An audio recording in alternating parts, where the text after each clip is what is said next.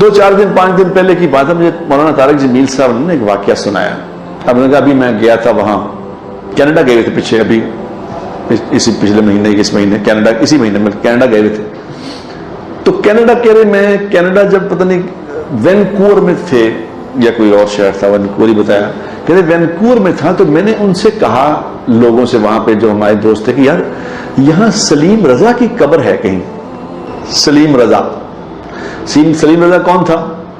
سلیم رضا ایک سنگر تھا پاکستان کا، بڑا مشہور سنگر تھا کسی زمانے میں، جب یہ بھی پاپ میوزک نہیں آیا تھا، یہ در در در درد نہیں آئی تھی، تو اس تو اچھا سنگر تھا بڑا. تو اب سلیم رضا کہہ رہے یہاں کہیں دفن ہے، اس کی قبر ڈھونڈو. اب وہ ڈھونڈتے 3-4 دن کہہ رہے لوگوں نے ڈھونڈا، مجھے کسی کو قبر نہیں ملی. کہ سلیم رضا کی قبر تو کوئی ہے نہیں، ملنی نہیں رہی، کیونکہ اب وہ اس کو دفن ہوئے بھی مثلا 82 میں اس کا انتقال ہوا تھا، دفن ہوئے بھی کتنے سال ہو گئے، 25 سال کے قریب ہو گئے. اب وہ سلیم رضا کون تھا؟ سلیم رضا تھا پہلے کرسچن، اس کا نام تھا ڈینیل. ڈینیل سے اللہ نے اس کو ہدایت دی، مسلمان ہو گیا. اب مسلمان ہو گیا تو اس نے نام رکھا سلیم رضا. سنگر تھا، گانے گاتا تھا، مسلمان ہوا تو اسی طرح کا مسلمان تھا. ظاہر ہے مسلمان ہی کمزور تو بیچارہ عیسائی سے مسلمان ہوا، تو وہی جا کے کہیں وہ اب گانے، اور یہاں مشہور ہو گئے اور لوگ آگے گانے والے، تو وہ وہاں کینیڈا شفٹ ہو گیا، وہیں جا کے مر گیا. تو 4 دنوں کے بعد کہہ رہے کسی ساتھی نے بتایا کہ جی مجھے قبر مل گئی اس کی. کہہ رہے کہ میں 1.5 گھنٹے کی ڈرائیو کر کے اس کے قبرستان پہ گیا، اس کی قبر کو اوپر تک اس کے کتبہ سا لگا ہوا تھا، اس کو صاف صوف کر کے دیکھا تو اس پہ لکھا ہوا تھا سلیم رضا.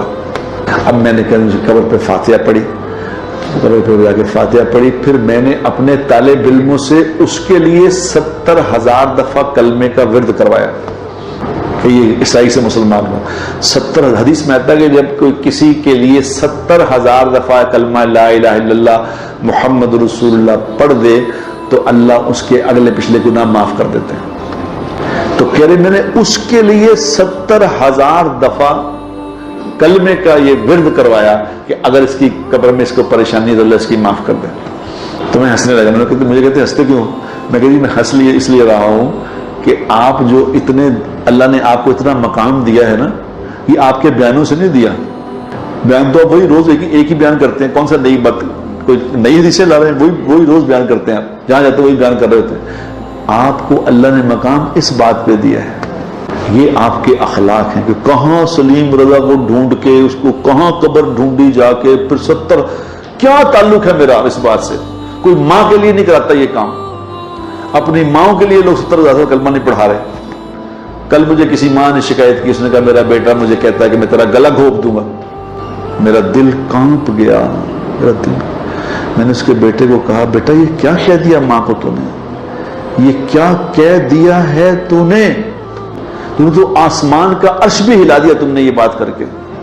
تو ماؤں کو لوگ نہیں یہ پروٹوکول دیتے تو وہ کہاں کوئی غیر آدمی کو نہ جان نہ زندگی میں کبھی ملے نہ کبھی گرے، صرف یہ کہ کلمے والا تھا، اس نے کلمہ پڑھ لیا تھا، اس کو کلمے کی نسبت سے جا کے یہ عمل کیا. میں نے کہا مولوی صاحب یہ ہے وہ عمل جس نے آپ کو اتنا مشہور کیا ہے، لوگوں کے دل میں محبت آپ کی ڈالی ہے، اس بات پہ ڈالی ہے، بیان بازی پہ نہیں.